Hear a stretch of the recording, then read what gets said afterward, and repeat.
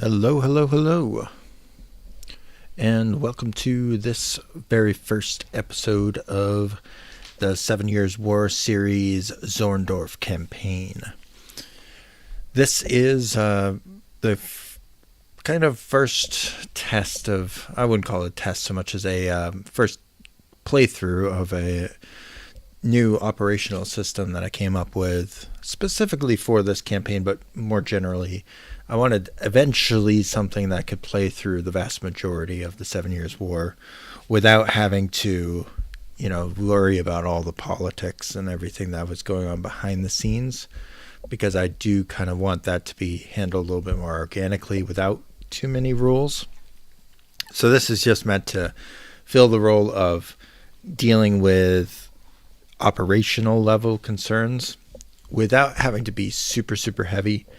I don't want people having to track the salaries of their units and how many rifles they have in each, or how many muskets they have, and the exact types of cannons they have, all that kind of stuff that's a little bit too low level for the scale, which, as you'll see in a minute, is very much operational scale. So the idea of this system is to be a little bit more detailed than just rolling for combat, but not so complicated that it is absolutely a showstopper if you wanted to play a nice long campaign like the whole 7 Years' War, for example. So that's the long-term goal with it.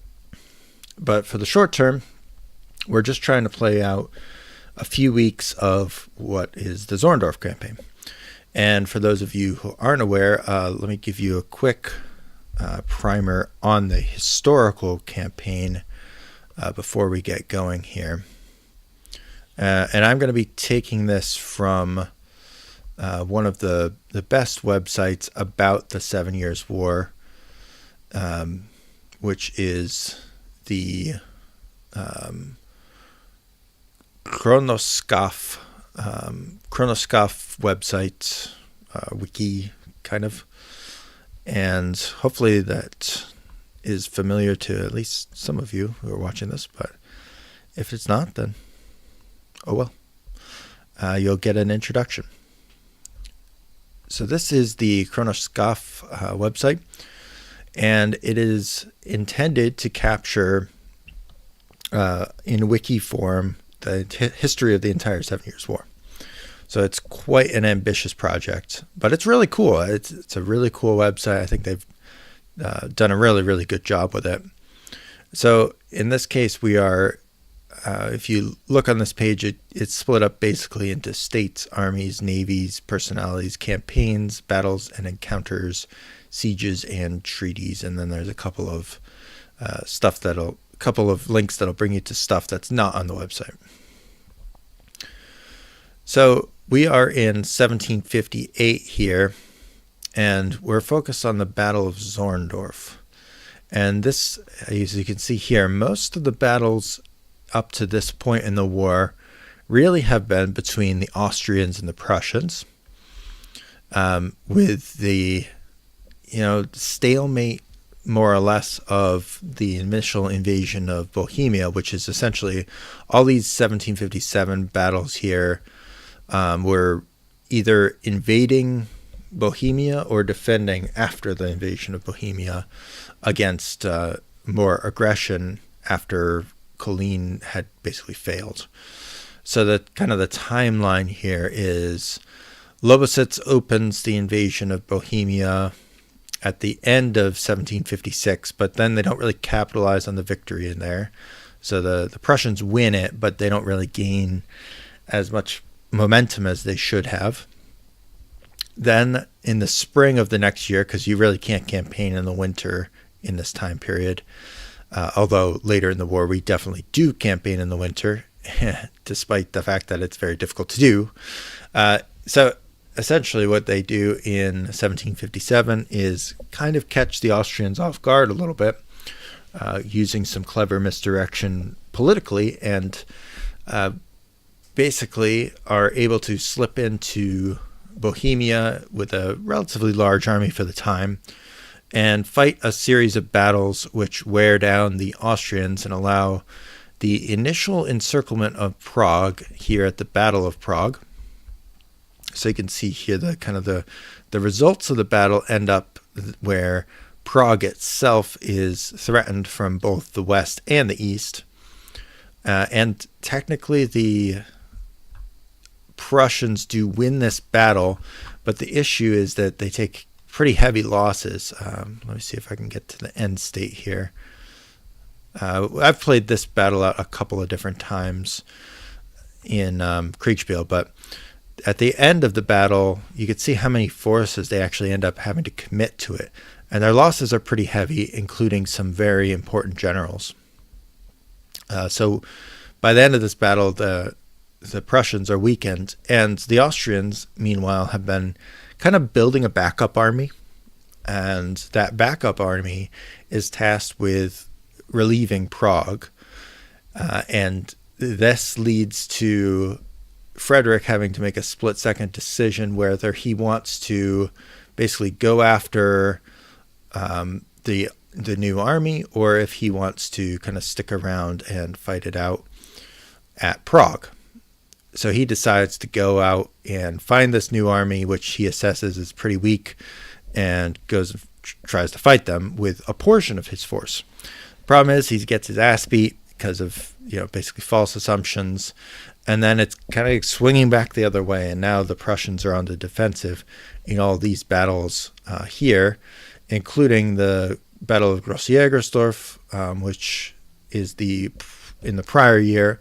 The Russians invade East Prussia, get kind of worn down at this battle, and then panic and back out of the campaign and don't succeed, even though they probably could have.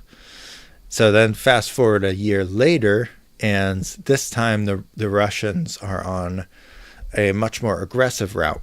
And so that's where our campaign is going to take place here.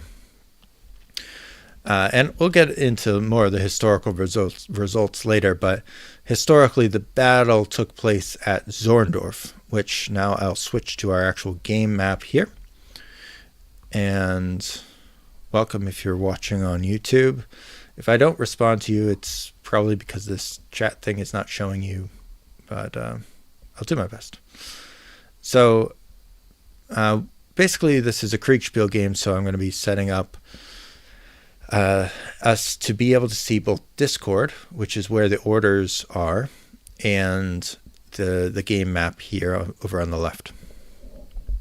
And now if we zoom out, this is a relatively period map. I think this map was done just after the war, 1773. So it's a little bit after the war took place, but it is attempting to depict the basic layout as it was about a decade earlier, so kind of at the end of the 7 Years' War. So some of these bridges and whatnot might be a little bit premature for this particular campaign, but overall it's a good enough map that I felt like I could use it. So our actual battlefield, historical battlefield anyways, of Zorndorf is based around two things. This fortress here at Kostrin is kind of the main passage over the river here. So this is the Oder, and you can see it goes all the way up to the Baltics, to the Baltic Sea. And this is the most major and important of the crossings into like the heartland of Brandenburg and Germany. And this particular fortress is the target of the initial invasion of the Russians. So their goal here is to capture Kostrin, capture the other side, so like get a foothold here, and then push immediately towards Berlin, which, as you can see, is not really that far away as the crow flies. Each of these hexes is about 1.3 miles, essentially about a nautical mile. So if we take our measurement tool, which we have in this module, and take it from Kustrien and just do it straight as the crow would fly to Berlin, you could see it's only about 35 away. So it's really not that far, 35 nautical miles essentially. Really not far at all. Kind of within striking distance once you cross. So for context, 35 nautical miles on the march in the 18th century could take you as long as a week. It could take you 3 days. It's pretty variable depending on the weather, your supplies. A lot of different factors would come into play, but it's safe to say it's a very close distance, even by the terms of the 18th century, and definitely within striking distance if they had full control over that bridge and their rear supply lines weren't threatened in any way. But in this case, that's exactly what happens. The supply lines over the river are threatened right here at Zorndorf. And so the main campaign is built around this crossing point, and then the historical battlefield is just to the north of it, which I think is a very likely place to fight. You can see that to the south of it, the terrain is a little bit less favorable. So all these little hash marks here, that's all swamp. So this is very swampy terrain. And then the main road is guarded by a small walled city here. So it's a good place for the Prussians to cross, so they could cross the river a little bit further south at like Frankfurt.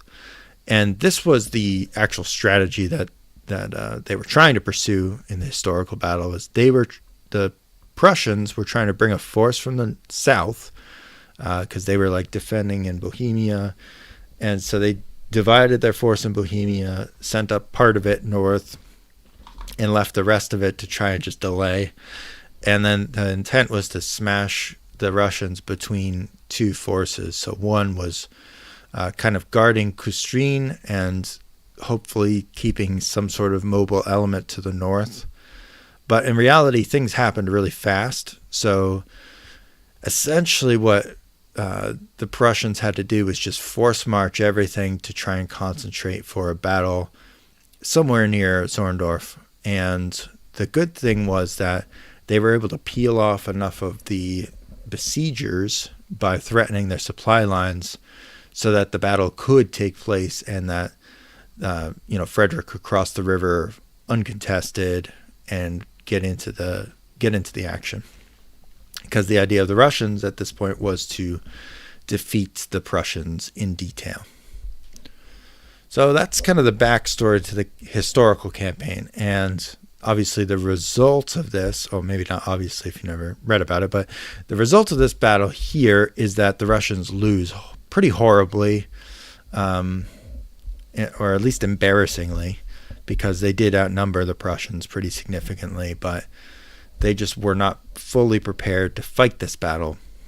And so when they fight a full pitch battle like that, it's kind of hit and miss whether you win. It's definitely a roll of the dice to fight a battle. So when they lose it, they are in a really tough spot, and it basically ruins them for the rest of this campaign, and they're not really able to do anything else. The armies of the 18th century are pretty fragile, so if you're able to kind of punch them in the mouth and weaken them, they are not going to stick around quite as long as, even 50 years later. So hopefully that explanation helps set the stage for this campaign.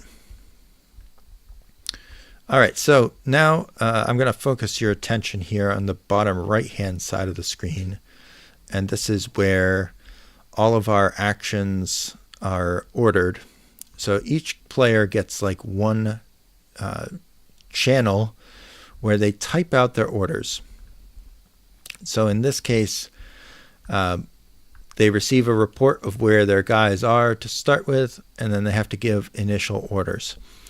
So we're going to start with the Prussians, and essentially we're going to execute this in either days or multiple days.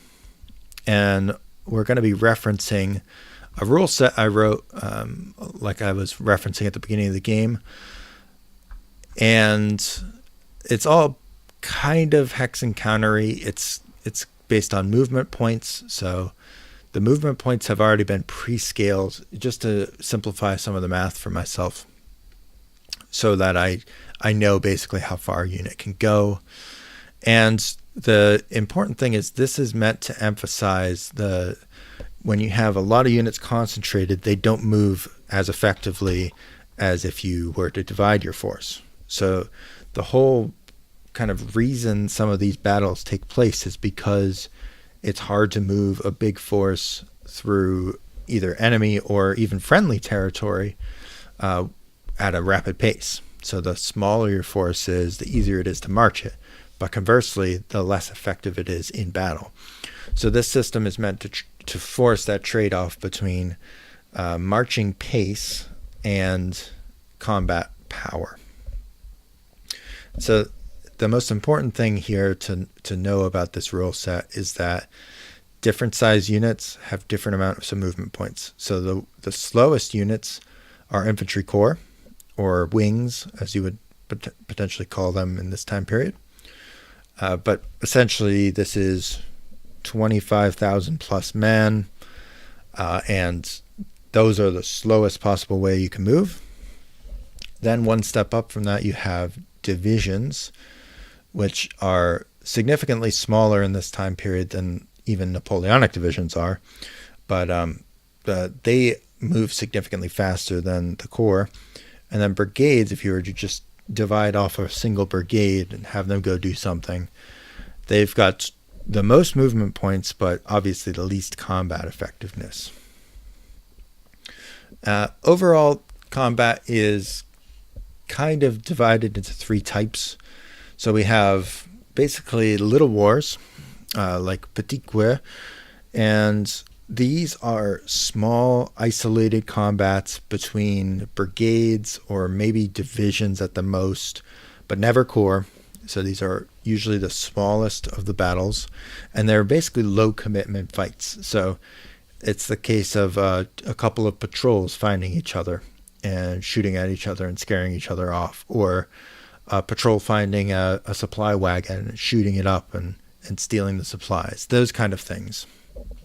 And so they can be important, especially post a big battle, because this is kind of how you keep the pressure on. Generally, the rest of your army is shot, so you maybe have a few units that you can still use to do stuff. And so like some of these actions you theoretically could be doing stuff with. Then you have kind of your normal combat, which is, two big forces meet each other. You decide what units you're actually going to commit. You got to keep a reserve still in case you lose. You don't want to have nothing behind. And then if you fail to withdraw, so like let's say you don't want to commit your whole force, you want to withdraw everything and just refuse the battle. Each of those has to roll to see if you can withdraw. And if you fail those withdrawals, you can still have a fight happen, and then you can change your mind. Okay, you failed to withdraw. Do you want to commit some more forces to this fight, even if you're committing them piecemeal? And so that those kind of battles can take place in the system. Then basically you'd have all the strength involved in each side. So it's a factor of men. Basically add 1 combat value per man. Then there's guns, and those also add 1 combat value per gun. So the guns are very powerful. Then you're going to take losses off of that maximum value based on how tired the force is overall. So if your fatigue is going to reduce the combat effectiveness. And that's basically meant to simulate men that you cannot commit to the fight because they are sick or out of combat for non-combat reasons. If you have a fatigue level of 10, or if you have 20 for only cav, you're actually forced to retreat even if you win the battle. And that is meant to enforce the historical reality of often you have battles where the victor does not actually take advantage of any of their gains, and they end up winning the battle but are unable to pursue the enemy, so they don't really make any progress in the campaign.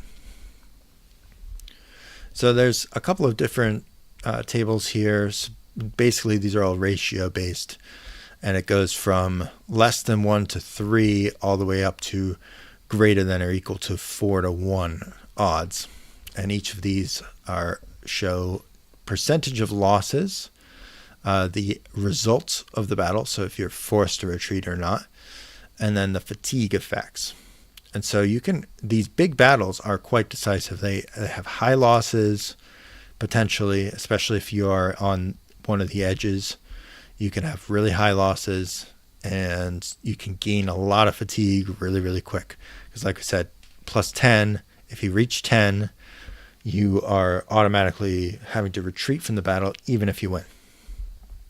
And because this is not the only way you get fatigue, chances are if you are gaining 5 fatigue, for example, in this 3 to 1 victory, let's say, you are still forced to retreat. So theoretically, you could have a fresh force take more losses, but actually end up winning the battle. And so that's how you reproduce those kind of historical results where one side is just sitting there defensively, the other rams into it, causes a ton of casualties, but didn't take the field, and so actually loses. So there's some very interesting scenarios that you can reach with this combat table. I think it's as far as combat tables I've played with go, it's pretty basic, but having the fatigue, the losses, and the extra chance to have forced results, I think is really interesting. And the fact that fatigue can literally lose you the battle, which is, I think that's pretty unusual. I don't know of too many operational systems where the fatigue is directly affecting the combat. And I was hesitant to do that because really, I think units will fight the same way, even if they're fatigued, but they might not maintain their readiness after a battle if they're fatigued. And to me, that's more important for deciding whether a unit stays on the battlefield or if they leave. All right, so we are going to try and give Frederick and Seydlitz their first reports. This system's relatively straightforward for movement. Like I said, so Frederick is basically controlling his full corps as far as I understand.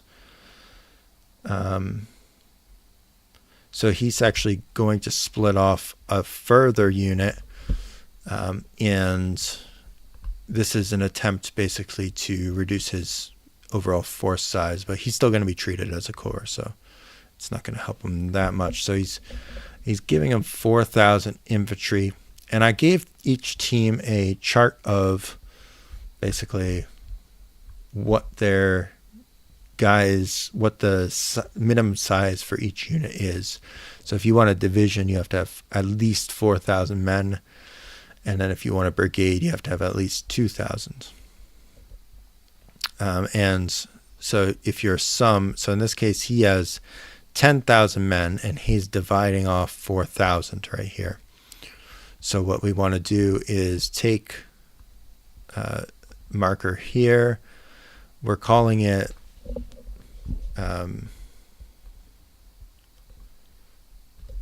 Seydlitz. It's going to be his 3rd division, right? 3rd division. So this is Seydlitz's 3rd division, and then here we only want, he only has 4,000 men. So that means 4,000. So each of these has to be divided by 100 to get your actual strength. So the strength value is men divided by 100, So that makes 4,000 divided by 100 to be 40 points. So you're shifting the decimal 2 places left.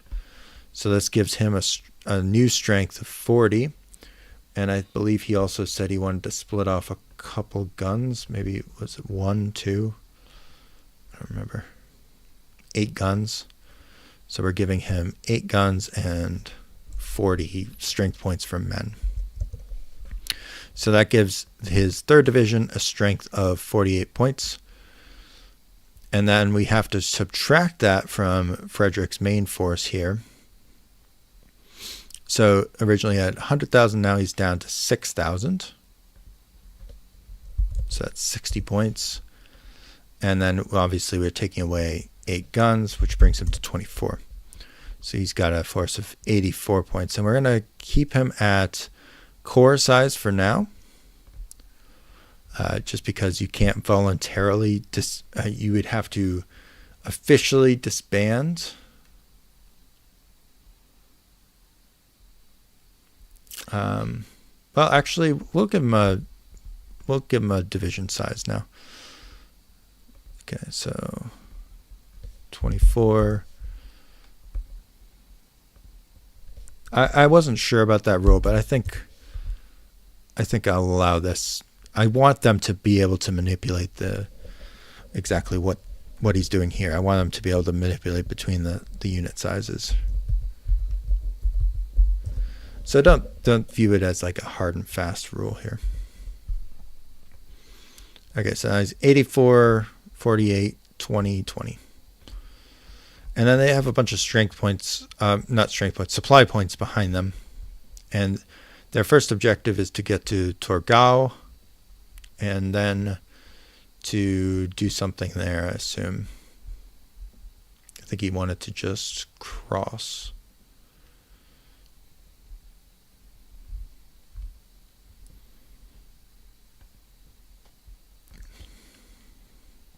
Let me just check Seidlitz's. From Torgau, head to straight northeast to Lukau, or as close as you can before the day is up. Straight northeast.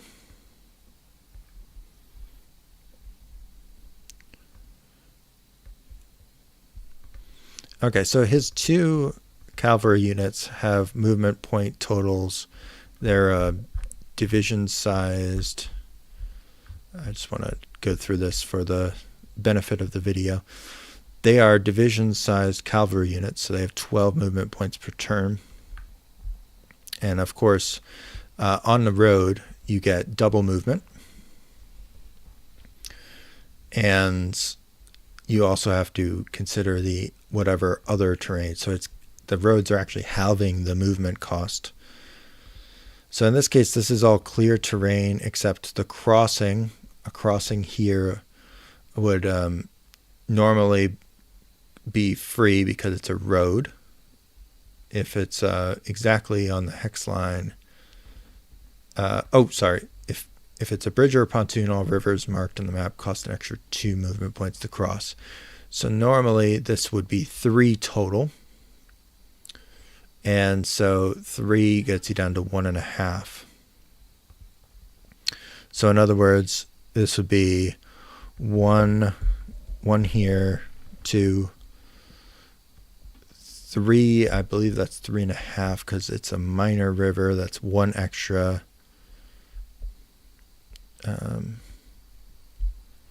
So actually that gets you to 4, 5, 4.5, 5 to Torgau itself. And then to cross over the river is basically 1.5 points. So we're at 5 at Torgau. So that puts us up to 6.5 just to cross the river here. And then we have another minor crossing here. So that's a full movement point there. So 6.5, 7, 8, 9, 10 here. And then 11, and we'll call that 12. So he can get up to Hertzberg. So he's, I assume, going to concentrate all his forces there, all his cavalry there, anyways. So I'm just going to space them out just a little bit so he can read it. His infantry division, I believe, is going to take the same route. So we'll have them take that same route. And infantry divisions here have slightly fewer movement points. So he's got -2 off that first one. So that puts him back to right before the bridge crossing. So he's a couple of hexes behind there. And so that will be his position after day 1. So we're going to give him, this would be August 12th.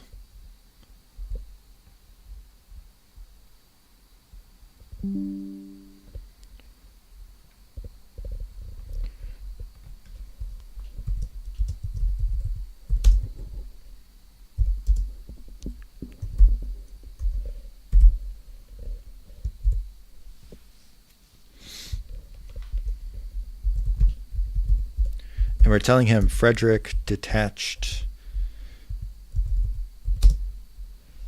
Frederick detaches 4,000 men and 8 guns to form your third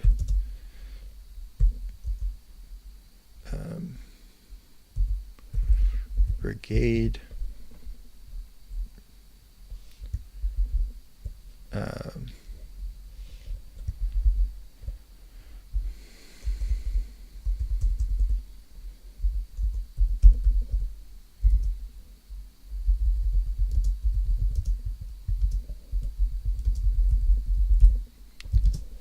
So now that he has a kind of a mixed force, he has the option to form that into a slightly more powerful force.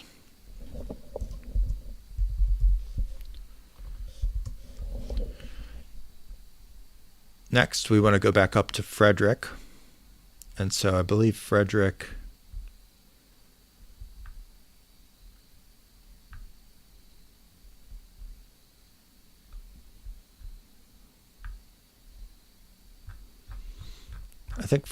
is trying to basically follow on with him. And so he's got to be facing those same movement constraints, except he's going to be marching slightly behind.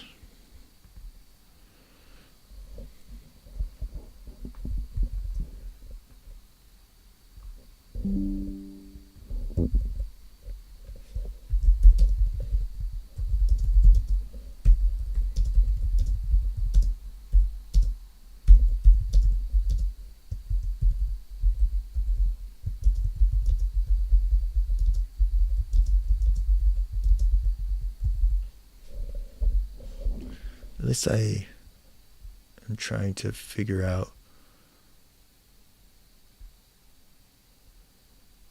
Can we move together for now? Yeah, okay.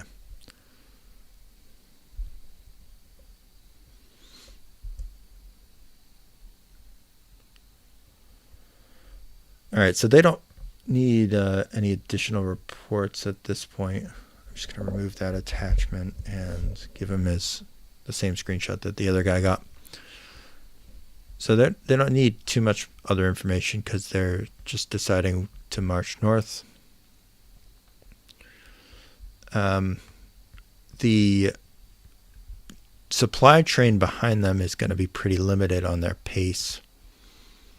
The supply trains are limited to, forget what number I ended up sticking with.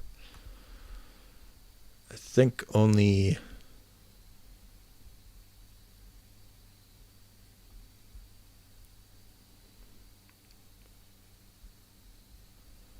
8 per turn.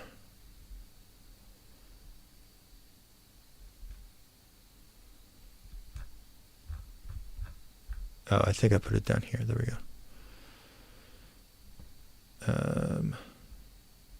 Oh, 4 per turn. That's right. Half movement speed. Okay, so that's really slow. So 1, 2, 3, 4. So that they can get all their supplies up to there.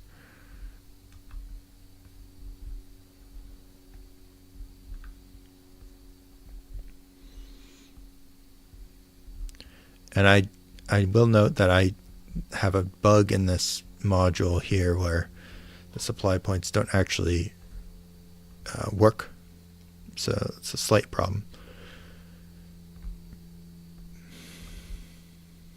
I don't know why it's doing that, but I think it's conflicting with some other hotkey, so it's not doing what it's supposed to do. So very unfortunate. But essentially all their supply is back here.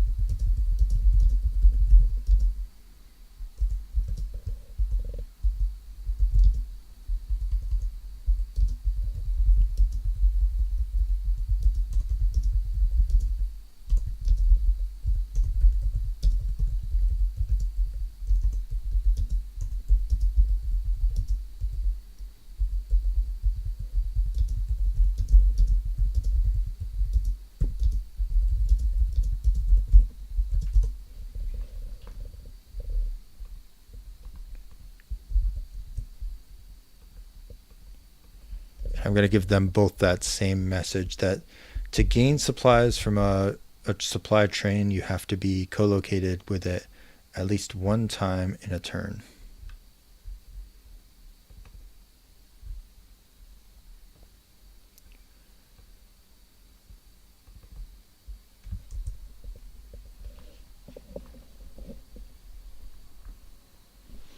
And hopefully that makes sense to them.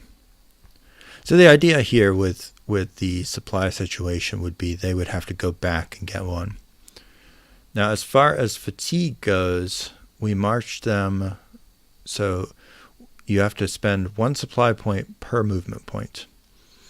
So in other words, they spent a total of, they moved all their max movement, so they did,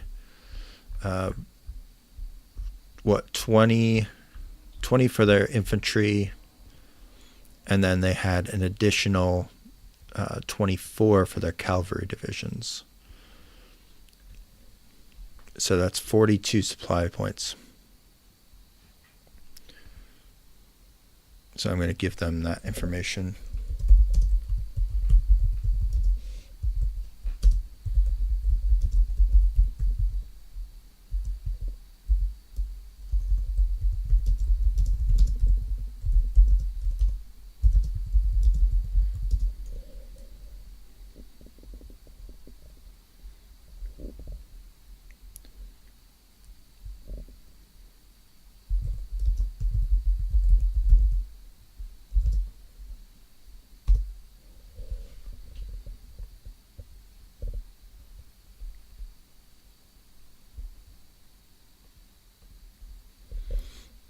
I'm kind of hesitant also to provide them that level of detail. I'm worried that it's going to confuse the issue of what they're supposed to be focused on, but I want them to have a little bit of info so they can figure out their supply situation. And I will just ping Frederick. Now, Duna, his orders are...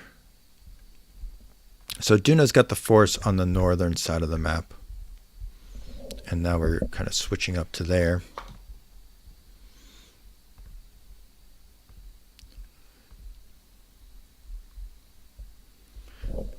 So he's got the force on the other side of the map, way up here. And his orders right now are to have the cavalry go south towards Soldin. Once they're there, then the main army is to march to Pirates, and from there to Banen. So first we'll let the Soldin force go. They can definitely reach that, so that's going to be 1, 2, 3, 4 points to get there. Then we want Duna's force to go, and he's keeping this all together. He's heading towards Pirates, which is marching back this way. In other words, he's fortifying. From there to Banen and Königsberg. So he's going to go back to Pirates. Okay, so that's 1. I think this is all swampy terrain here. So I'm going to say at best he can make it to Pirates using all of his movement points.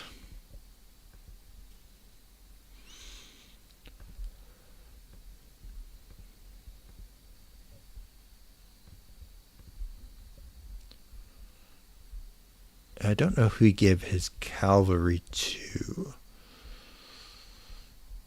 Who did he give his cavalry to?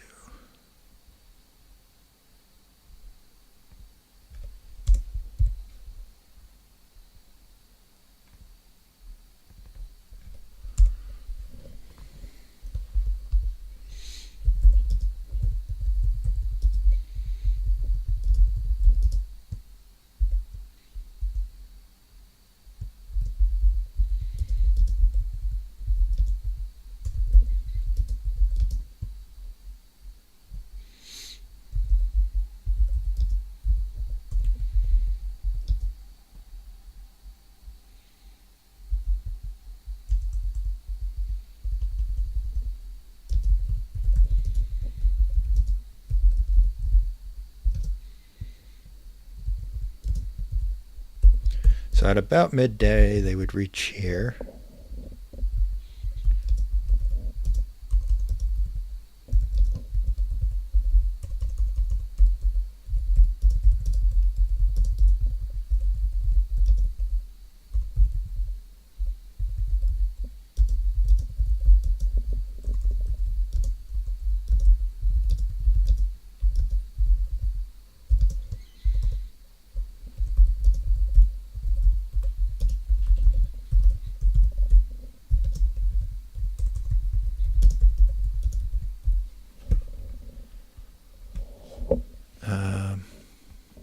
I assume with the extra E in there, that's just a typo. So I'm going to assume that he's trying to move to Kustrin. So so that would cost him just 4 to get there. So that means he's got another 8 points left. We have to cross this minor river. So that gives him 7 points left. 6. 5 gets him into forested terrain, so he's going to be slowed, but he's got the road. So 4, 3, 2, 1, and we'll give him an extra 1 to put him onto the road there. So he's pretty close to his objective.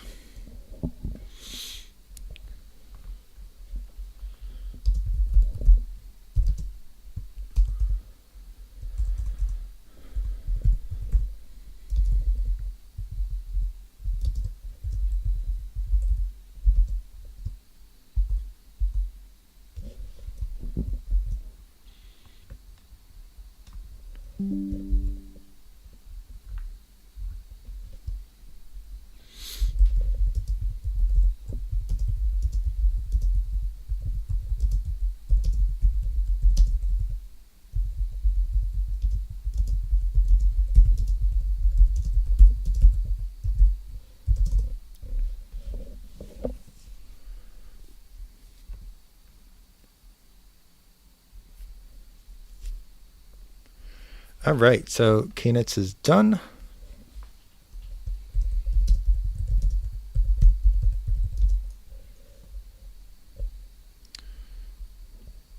Uh, 12 supply points.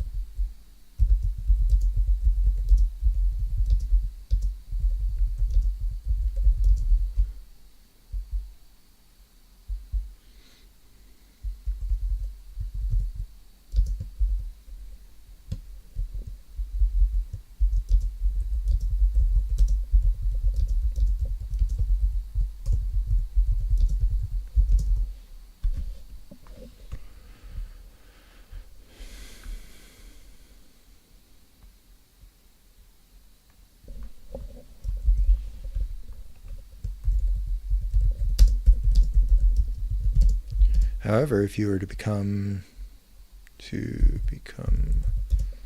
isolated from your supplies in the west,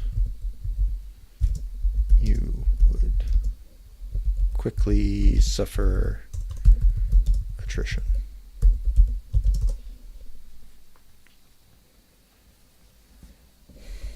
Okay, very good.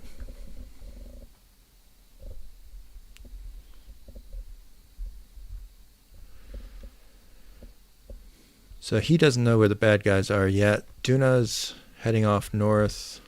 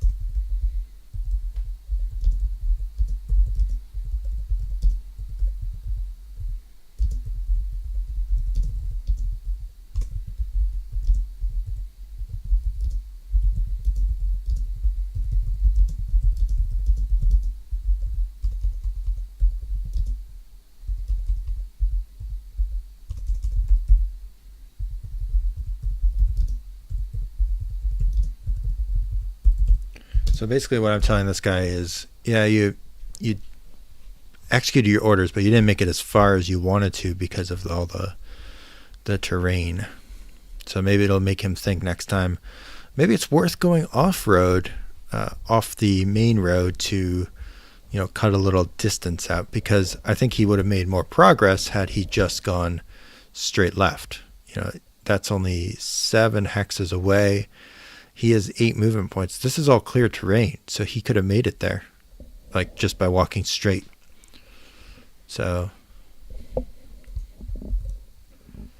it might feel a little weird for him at this point, but that is the rule in that case.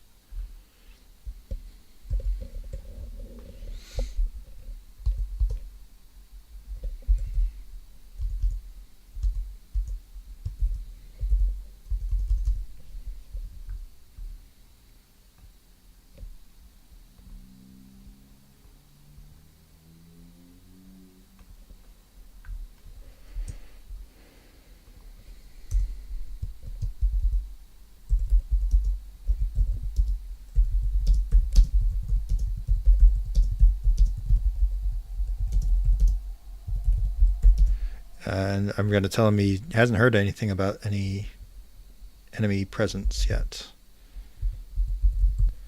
which is expected for turn 1. They start relatively far apart, so I'm not concerned about getting them into contact as quickly as possible. Manteuffel and von Schorlemmer are all kind of co-located with Duna right now, so we're going to give them all the same report for now.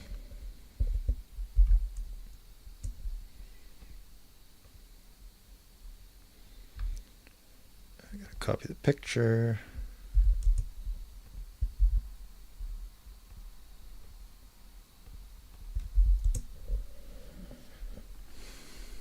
I think this guy is not actually here anymore. He might have left the server. Backstory here is I did take a very long break from this game. Oh, hey Zach. It is multiplayer. I'm just putting in everyone's reports.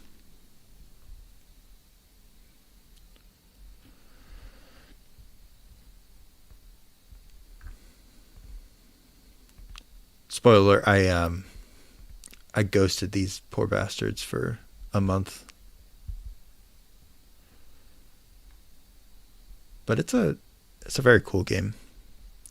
So I think enough of them will come back that I can still play it out. All right, time for Russians. So I know this guy might have quit, but yeah, I'm the only umpire. I never have co-umpires for the most part. Can't be trusted. Or something like that.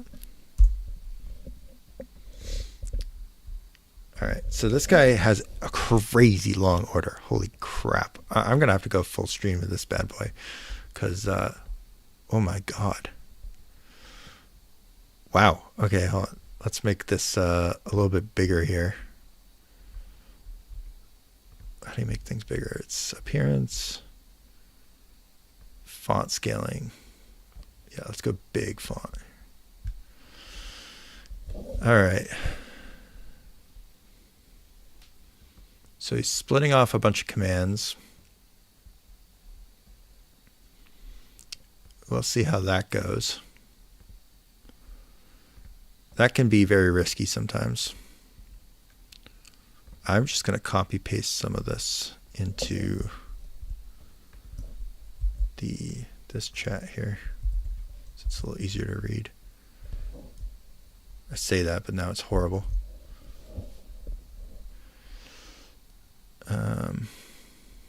Oh wow, he wrote a whole message to his boys, which is going to be ironic considering he's gone. So someone else will have to explain their sudden change of personality.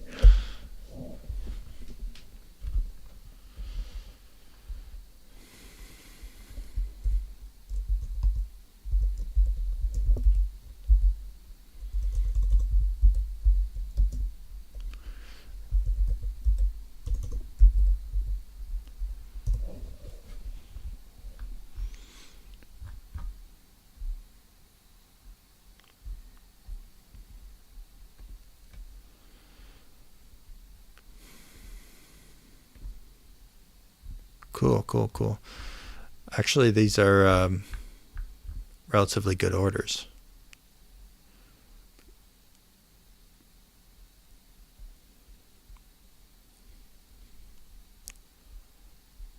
Very detailed, though. Holy shit.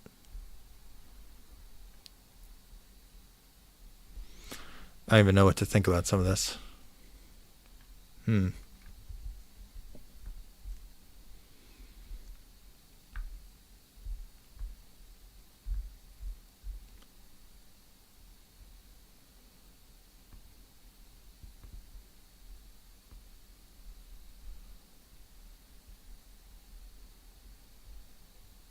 Oh God, there's more to the message. Okay, whatever.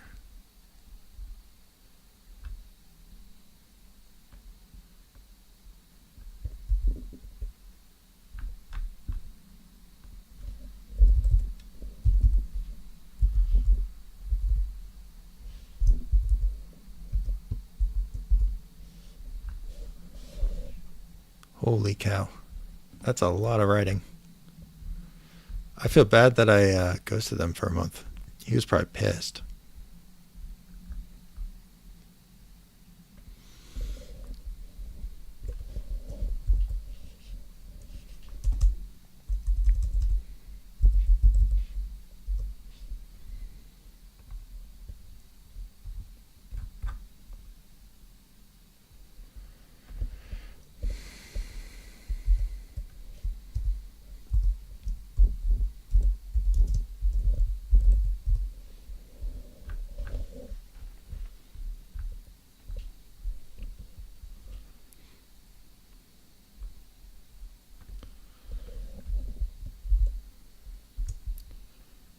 Good God.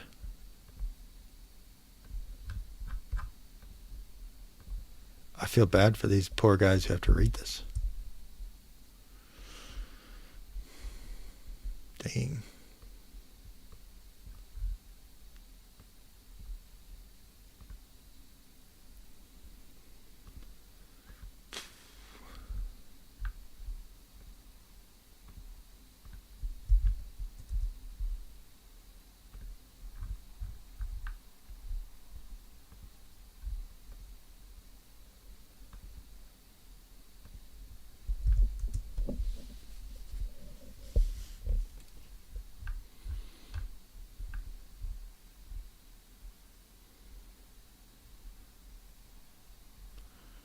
Okay.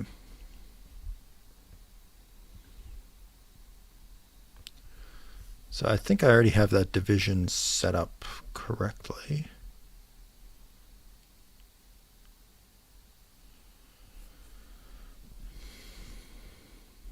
All right, let's make sure I did this right, though.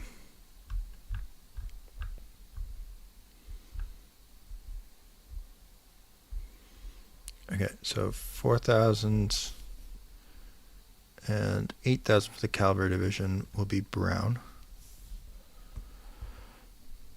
So brown is going to be a little bit bigger than this.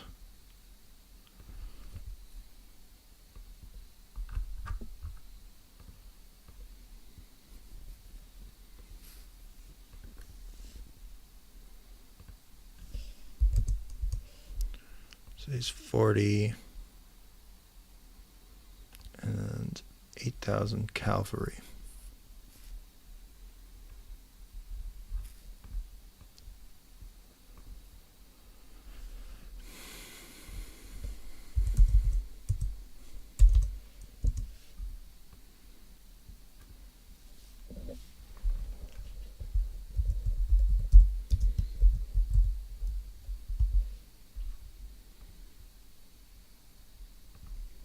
I missed the E.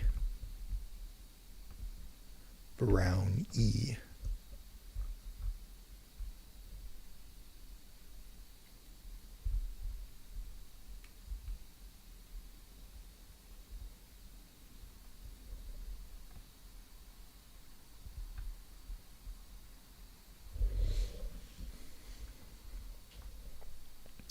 All right, so that's good. I think we don't need that piece. So brown is good. Then we have 2,000 man brigade.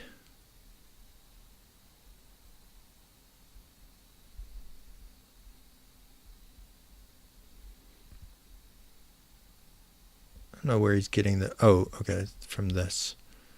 So this lost, okay, I see what he did. So this now goes down to 2,000. He split it off.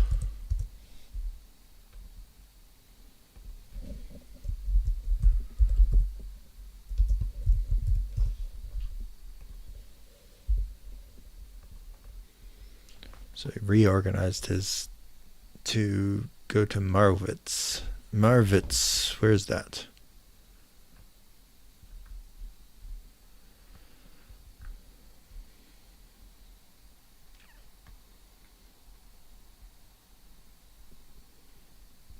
Gotta figure out where Marwitz is.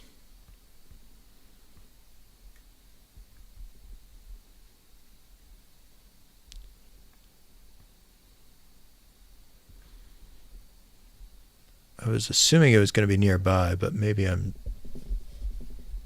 stupid.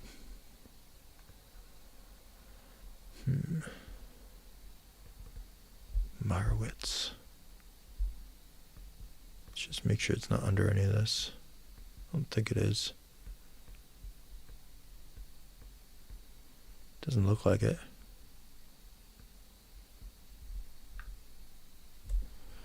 Munchenberg.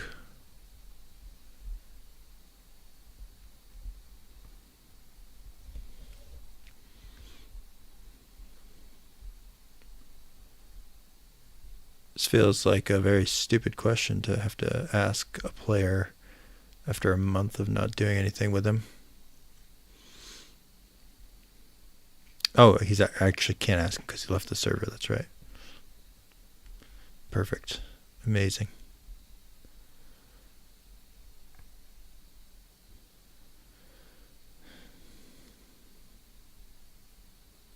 Klausdorf, Hulsberg, Munchenberg.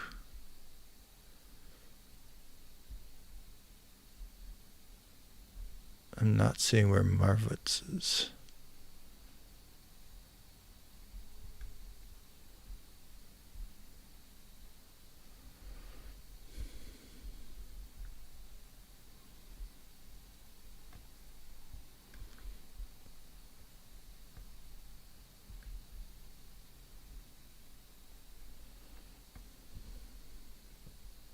Well, it says it's across north of Landsberg.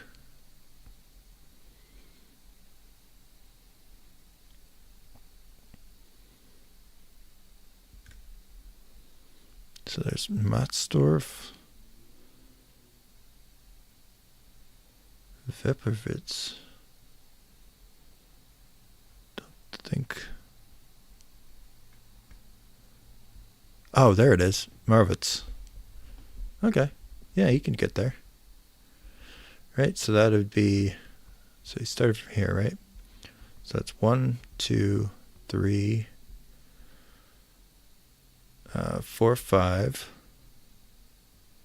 Then he can do 6, 7, 8, 9, 10. Yeah, 10. 10 to Marwitz. Okay. So my thinking is that unless they directly assault Landsberg, which the word from Landsberg is not going to get out in a day, so I don't think that it's possible for the Prussians to find out about this assault right off the bat. And then the rest of the... Oh, he's trying to bypass Landsberg. That's an interesting strategy. So he's going to walk... So 1, 2, 3, 4, 5.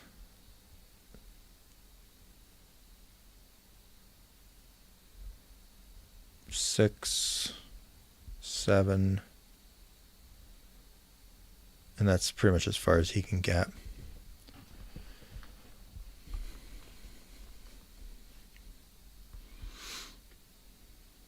Oh shoot, I moved the wrong guy. This guy's supposed to go here. Okay, so now Brown.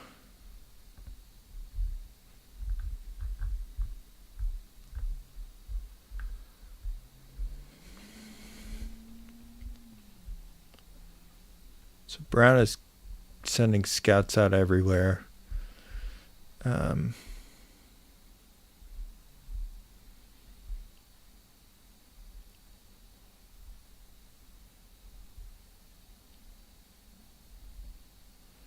And he's sending his 1 division to detach at the dotted path north of Sansen. Cavalry is to bypass Landsberg to the north and join the road to Soldin. Okay, so I think they're basically trying to do the same thing. So he's going to be following him there, and then he's going to get slightly out ahead of him, but not able to go too far, so he can go to Zanzin pretty easily.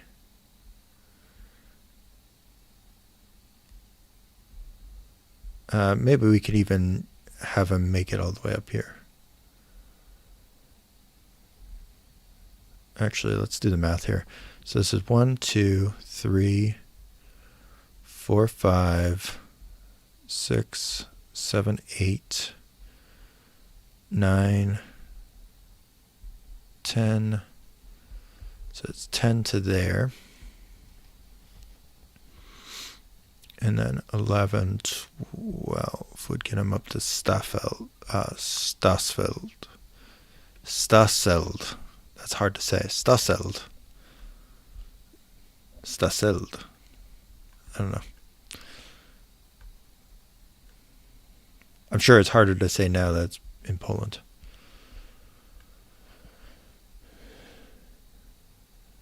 So, one division to detach at the dotted path north of Sachsen, move west and hold the crossing at Dodzig-Harmner. Okay, so the main force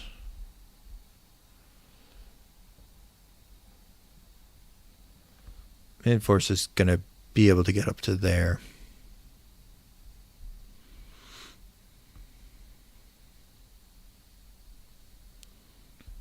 All right, they're good.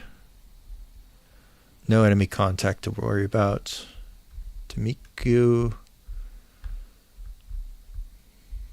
is...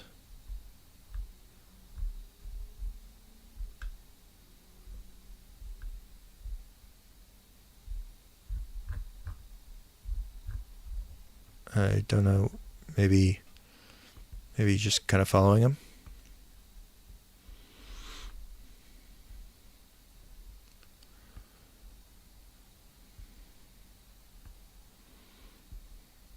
How about Satyakov's force? March towards Le Pen. Where is that? Le Pen.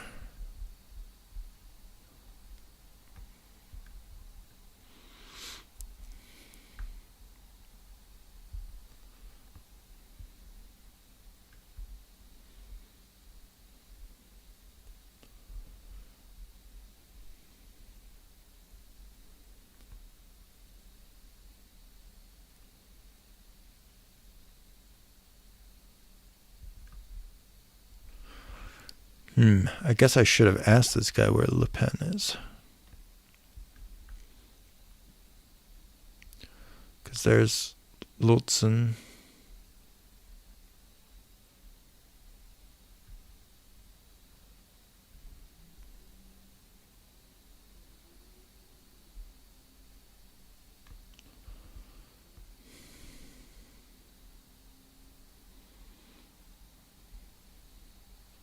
March towards Le Pen. L-E. I wonder if he spelled it right. Let's see. Le Pen, Germany. Poland? German name.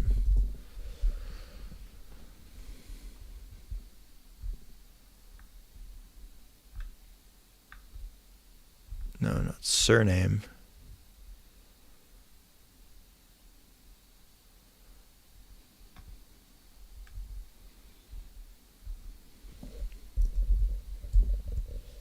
Hold on.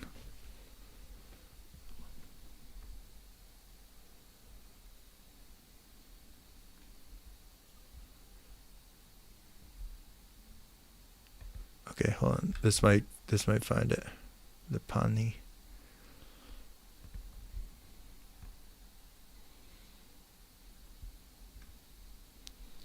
I swear to God, if this is all the way like on the Oder somewhere, these are going to be the worst orders of all time.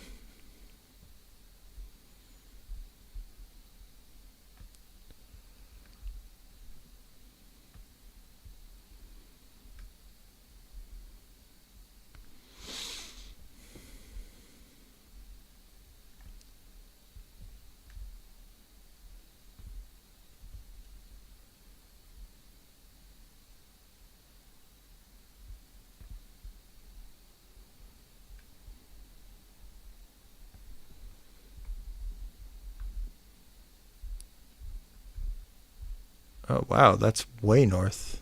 Okay, that's not where I was looking at all. So it's all the way up near Soldin somewhere.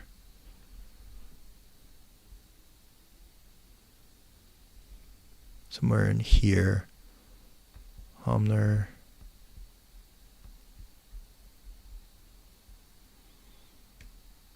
So there's Marvitz. Oh my god, yeah, it's way up here. Wow, okay.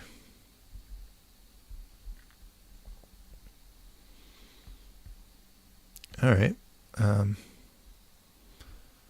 Mr. Satyakov, you are welcome to march there. I wonder if it's almost faster for him to go on the tracks, on the minor road. Probably not. It's probably still more direct to just follow everyone else. Okay, so to meet you, like all these guys are just going to basically be backed up now.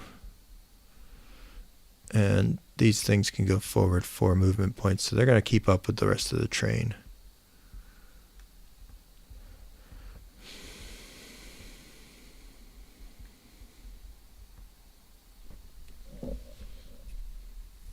All right, I think that's done and dusted. I just need to give them their reports now. So Demikiu, Fermor, Saltykov, and Galician are all kind of moving as one main force. I might not have the math right here, but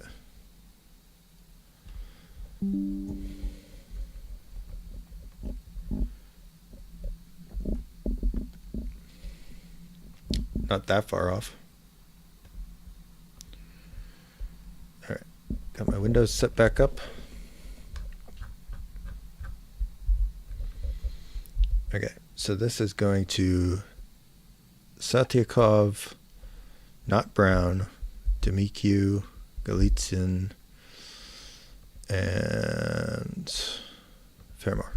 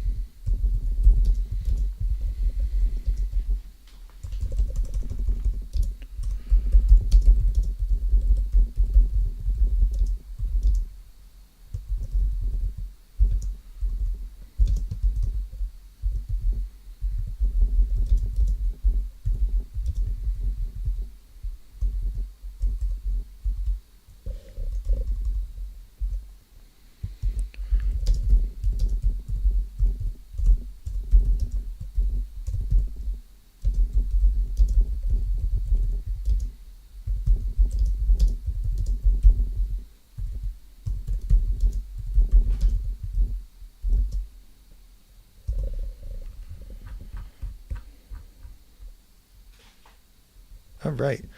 So I'm just going to copy that over to Satyakov and the others. Satyakov, Demikiu, Galician. Demikiu, Satyakov. And then for Brown, we're going to give him his scouting report.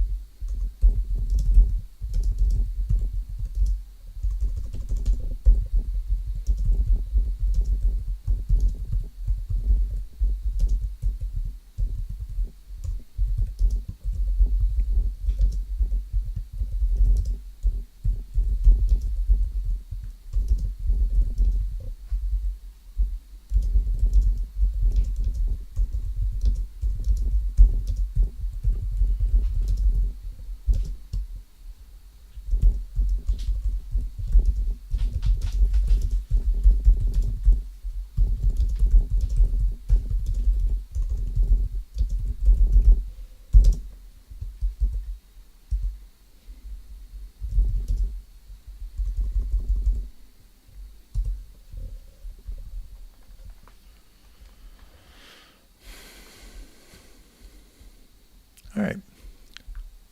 So a little anticlimactic, probably for an entire month of waiting, but I think it's kind of fun. Kind of fun setup here. I like that he's being bold and trying to cross north of the main enemy force. And I think that this kind of strategy could pay off if he can get all the way to Kostrine, take it really quickly, and get across the Oder without having to fight.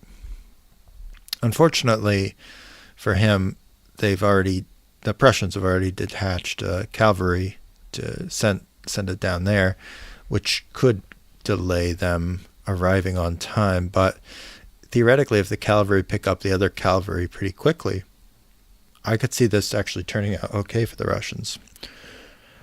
And definitely putting pressure on the northern flank is very important. If I were to analyze this scenario overall from the Russian point of view, I would think I would want to start with something like this, where you're putting pressure northwards, ideally forcing the enemy back, but in this case the enemy withdrew before even reaching them, so you didn't really need to do that. But you just want to buy yourself space in case you want to cross south, although crossing south is a very bad idea in general because of the terrain on the southern side. You can see all these streams and forests and stuff. It does offer you some options. And were you to cross way south, like if you to go back over here, cross again at Schwerin and head kind of really far back and just try to surprise them by going slow and not, just popping up anywhere, then yeah, you give the enemy time to concentrate, but maybe you cross undetected. Here, I think you're going to have to at least fight something out at some point. And just them finding you will cause a small battle to occur. So we'll see if the Prussians can get up there in time. It's a long walk. It's a very long walk for the Prussians, so they need the time. They need to buy whatever time they can. Historically, this was done in about 5 days, which is a hell of a long march for 5 days. Now, I will start introducing like forced marches and stuff like that the next day so they can get a little bit more distance if they want. But I think the math kind of works out here, where if they just march as far as they can every day, they'll get there just in time. So I'm not going to entertain too much ridiculous forced marching, but if they bring it up, I will entertain giving them a few extra movement points, because that is in the rule. All right, well, I think that was a fun short session. Because it was the first one, it does take me a little bit longer to figure out where everything is, but otherwise this system is simple enough when you're just marching that there's not too much you have to do to make it look cool. So I think call it there for the night. And hopefully next time we'll have a little bit of a fight. Next time will probably end up being sometime tomorrow, maybe same time. I'll try to just start streaming these just to kind of hold myself to the fact that I have to do these resolutions. So even if nobody ever watches them, I don't really care. That's not the intent. The intent is to just force myself to do my resolutions. And I might even delete these videos at some point.